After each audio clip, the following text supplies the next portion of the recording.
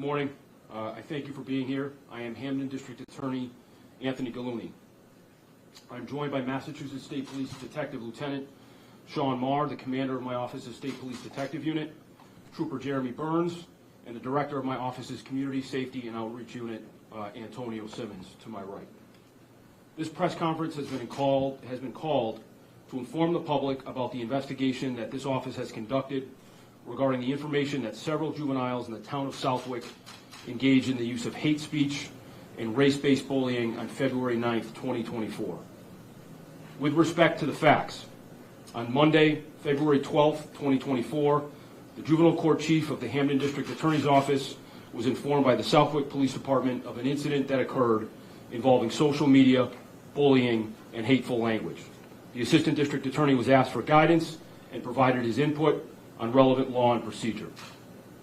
On Thursday, February 15th, I personally became aware of this incident. The facts that I was given and the nature of this incident compelled me to immediately direct members of my office's Massachusetts State Police Detective Unit to investigate. As a result of that now concluded investigation, earlier this morning, I authorized members of my office's State Police Detective Unit and the Chief Assistant District Attorney of my office's Juvenile Court Unit to pursue criminal charges against 6 juveniles for their alleged roles in facilitating and participating in a hateful, racist online chat that included heinous language, threats, and a mock slave auction. Consequently, as of this morning, a juvenile has been charged with interference with civil rights, threat to commit a crime, and witness interference. A different juvenile has been charged with interference with civil rights and threat to commit a crime, and 4 other juveniles have each been charged with threat to commit a crime, for a total of 6 juveniles who will be criminally charged this morning by my office. Because these charges will be prosecuted in the juvenile court, there are ethical and legal restrictions that prevent me from divulging much of what I would otherwise share with the public, including the identities of the individuals involved. I do offer the following timeline and series of events that we have learned through my office's investigation. Late in the evening on Thursday, February 8th, 2024, and into the early morning hours of Friday, February 9th, a group chat transpired over the social media application Snapchat, which was created by a group of 8th grade students from the town of Southwick. This discussion involved multiple juveniles, some of whom came and went during the course of the group chat. The investigation revealed that several students uttered hateful and racist comments, including notions of violence toward people of color, racial slurs, derogatory pictures and videos, and a mock slave auction directed at 2 juveniles known to them. On Friday, February 9th, the existence of the group chat and some of its subject matter was reported to Southwick school authorities. On Monday, February 12th, 2024, after review by school personnel, several students, including all those who are now charged by this office, were immediately suspended as an emergency removal per state law from the Southwick Regional School. On Thursday, February 15th and Friday, February 16th, several students were formally suspended by the Southwick school system. Most notably, 2 students were suspended for 25 days and 1 student for a period of 45 days. As I stated, on Thursday, February 15th, once the Massachusetts State Police Detective Unit attached to my office was made aware of the allegations, investigators contacted the Southwick Police Department. On the following day, we were provided with materials that had been compiled by the Southwick Police Department. At this point, upon my instruction, the investigation was taken over by this office. At the onset of this process, I met personally with the identified victims and their families. Thereafter, in a relatively short period of time, prosecutors and investigators in my office worked diligently to piece together this investigation, which aims to hold accountable those who committed provable criminal acts. With this, I intend to be very clear. Hatred and racism have no place in this community. and where this behavior becomes criminal, I will ensure that we act, and act with swift resolve, as we did here, to uncover it and bring it to the light of justice. In a report published in 2021, the Government Accountability Office estimated that 5.2 million students aged 12 to 18 were bullied in the 2018-2019 school year. 1 in 4 of those students experienced bullying related to their race, national origin, religion, disability, gender, or sexual orientation.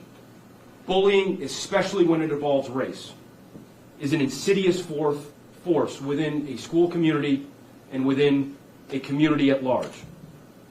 It is also deeply damaging to victims who experience harassment, abuse, and humiliation.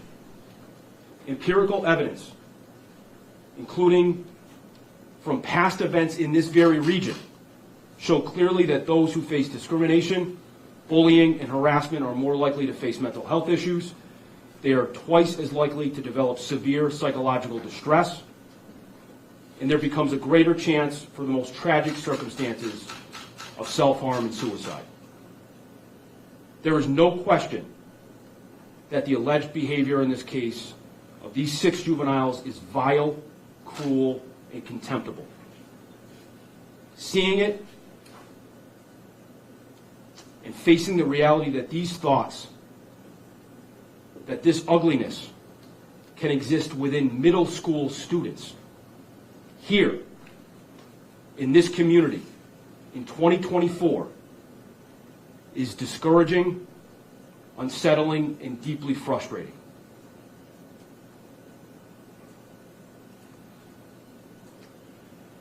As I have described, through the work of my office's investigators and the work in court yet to come, we intend to appropriately punish those whose alleged behavior displayed a capacity for such hatred and cruelty, and ultimately amounted to chargeable criminal conduct. And we must also acknowledge that this incident is not and will not be the only one of its kind. It is a reality that we cannot ignore. But as I stand here, I look forward with resolve and commitment to enact change and to foster progress in this community. We must take a proactive approach to teaching our children about empathy, compassion, and fairness. These affirmative efforts are necessary, as there exists compelling influences in the various forms of social media, among other things, that if left unchecked in the hands of children can have the opposite effect. That is part of the reason why I have initiated the following 3 forward-looking steps to confront this problem in Hampden County, with the hope that we can prevent future harm, encourage empathy, and build stronger communities that are free of hate.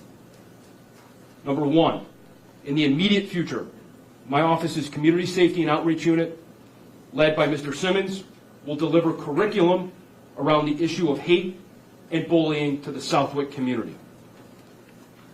In the weeks since this incident came to light, number 2, I have had conversations with Massachusetts Attorney General Andrea Campbell, and members of my office have spoken with counterparts in the AG's office. These conversations have led to a promising partnership between our offices to create a specific program to more deeply address and remediate the harmful forces of bigotry, racism, and bullying in our schools. And 3, we have had conversations with leadership of the Massachusetts State Police, which recently announced a new unit called HEART, which stands for Hate Crimes Awareness and Response Team.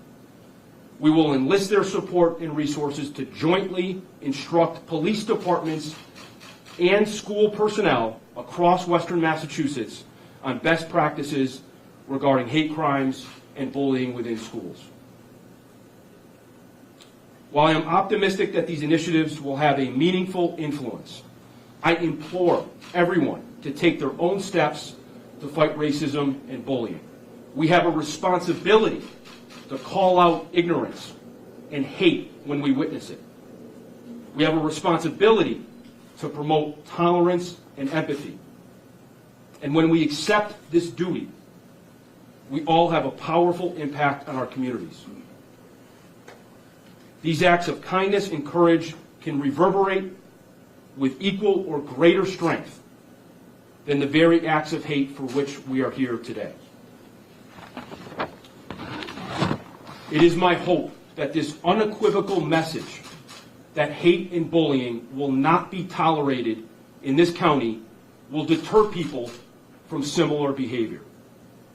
I hope that communities will surround those affected by hate and bullying with support and love so that victims become resilient survivors.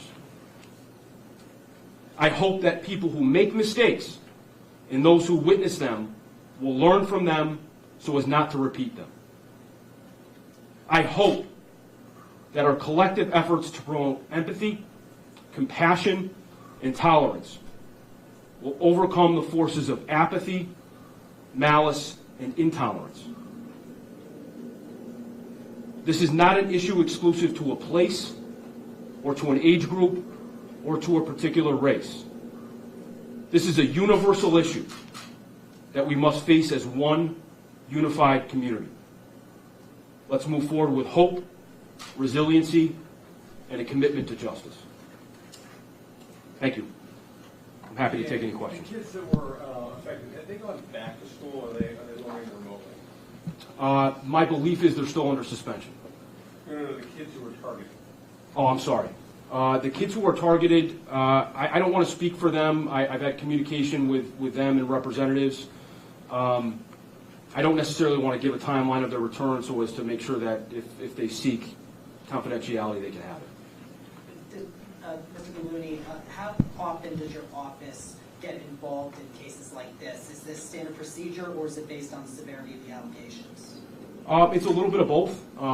We have a duty to enforce state criminal laws in the county, and when they're broken, we step up. This situation is obviously bracing and more severe than what we've seen in the past, and it called to bear our most urgent efforts and our best resources. As I mentioned, I met with the families and victims and had very meaningful conversations, and we worked very diligently on this case in particular because it affected the community. It was a concern of many, many people in the town of Southwick and beyond in this county. But when, as I said, this kind of criminal harassment and bullying occurs, we did here, and we will treat it as harshly as the law allows. This is a serious issue for our community and for the victims affected. And for a follow-up to that, because our station has spoken to another parent who used to belong to the Southwick district, whose son was being bullied because he was gay. This was a while ago, but have you spoken to that parent as well as other parents from within the district who have similar stories? No, I have not. I'm not aware of those situations. They'd obviously have to come to law enforcement for my office to take any official action. Our focus was this particular case in the last month or so. It was really all hands on deck. If there's other issues that come to our attention, we will deal with them similarly. Gulluni, how involved were you schools administrators in this process of kind of helping you guys with information and helping this kind of be a smooth and transparent process? This was a law enforcement investigation conducted by my office and its state police. We generally received cooperation from other agencies and authorities.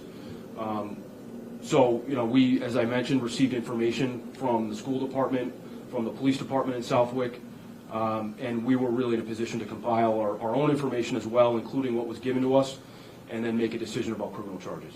Have the victims' families been made aware of the charges, or will they find out today? They've been made aware. It was my promise to them that they would know before the public, and we fulfilled that promise. What are the Can you give potential the ages penalties? of the juveniles charged, the specific ages? I can't give you the six. They were all in 8th grade and either 13 or 14. What are the potential penalties linked to the charges? The juvenile court system, Stephanie, operates very differently. Juvenile delinquency is the equivalent of essentially of incarceration. Some of the charges, the civil rights violations, are a little bit more serious and involve the potential for a delinquency finding. Some are not. The juvenile court system, of course, is a closed court system. So I'm hopeful that whichever judge or jury hears these facts it takes it as seriously as we do. Are they being arraigned in juvenile court today? That I don't know. The process had just begun this morning. We were at the juvenile court to start the process. Yes, sir. So what is the process? So the students are notified, their parents are notified, what happens then? They'll answer to the charges. A police officer comes out, picks them up? Not The necessarily. sheriff's department, the parents bring them to the station? How does that work? They'll answer to the charges in court. When you talk to these families, do they think the most difficult part of it, unlike past generations when it comes to bullying, that it doesn't stop, that it stays online 24/7? Yeah, I'll speak for my own experience and not for the victims. Absolutely, the problem of bullying has worsened because of social media. I mean, one might think that it's not in person, it's not face-to-face, it's not as bad. But when you understand the power and presence of social media in kids' lives, and the fact that it's ubiquitous, right? It's really through which they do almost everything, right? It becomes all-consuming and constant. And we've talked a lot about this as an office and with our community safety and outreach unit in schools across this county. We have a program about social media responsibility and bullying. So for kids who are experiencing bullying, it spreads like wildfire. It's constant and can be extraordinarily damaging to victims. What's your message to you hope the parents take away from today's charges? Well, as I mentioned, yeah, it's a great question. This occurred in the late night hours into the very early morning hours of a weekday, which was surprising to me that kids of this age had essentially unfettered access to social media, their phones, their computers, 2 and 3 o'clock in the morning on a weeknight, no less. So my suggestion would be respectfully that parents monitor their kids' use of devices, they monitor their use of social media, that parents are aware of the social media platforms that their kids are using, that they have access to what their kids are posting and seeing. And those are difficult conversations, but parents have to have them. And my community safety and outreach unit has actually put out a booklet about the risk levels of different social media applications, how some can be misused, how some are designed to hide things from parents and authority figures, how some are designed to send things like inappropriate pictures. So if your kids are using these applications, they shouldn't be, period. And to understand how things like Snapchat, Instagram can be used to do things that kids shouldn't be doing. Could you talk a little bit more about the community safety and outreach unit led by Mr. Simmons? I'm happy to. It's something that we've developed in the last, 8 or 9 years in my administration. We've strengthened it, we've grown it. I'm incredibly proud of the work that they do, led by Tony. They're in the community each and every day. They're in schools every week. They run our youth advisory board, which brings together high school students from across the county throughout the academic year to talk about issues like social media and bullying and racism and et cetera. So they really are an integral part of my office, and more particularly the understanding that I have and we have as a prosecuting agency about what's happening in the various parts of this county, what's happening with young people, the issues they're confronting. And then through that understanding, we develop programming that gets ahead of issues, that stands in a preventative posture about how we can, in situations like this, get in front of bullying, hate, racism, other issues that our young people are confronting. And our community safety and outreach unit is 4 people. And again, that their entire responsibility is to be in the community, be our eyes and ears, and work in the community to educate and prevent crime before it happens. Mr. Gulluni, because we were talking about the parents before, did you in your office speak to parents of those you charged, and did you find that there were any of those adults who may have been partially responsible for their kids' actions? I did not speak with any parents involved. That wouldn't be appropriate. Investigators did have some contact with some of those who were ultimately charged and parents. And that would be the normal course in any criminal investigation. And are there... The social media channels work with law enforcement, correct, to give up any information that you're looking for? The simple answer is yes, but often it's much more complicated and difficult than that. Some platforms are easier to deal with and quicker to deal with. Some require court-authorized subpoenas, some don't. We do a lot of that work with all kinds of crime, and yes, but it's often very time-consuming and arcane. Mr. Gulluni, are there any other investigations in Hampden County similar to this that are occurring right now? Not that I can comment on, no. Are all the accused white students? I don't know. I'm not in a position to say, Stephanie. I'm sorry. Have you spoken to the specific family that has been kind of the center of this investigation, the Lopez family? I have, yeah. I spoke with the victim's family, the victim, and the other family affected by this, as I mentioned, yes. Have you also spoken to the NAACP, Springfield branch, who brought up the complaint as well? I have multiple times, as recent as about a half hour ago. Can you go into a little more detail about the threats? What were the nature, like physical violence, threats of physical Correct. violence aimed toward these two classmates?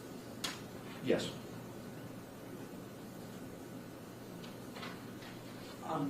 Just a couple of quick questions outside of what was discussed today in regards to the shooting that happened on I-391. Do you have any updates on that investigation? Like, are witnesses cooperating, and do you have an identity of the dead victim and the injured victim? We, I believe, did publicize the identity of the victim, or we will, in short order.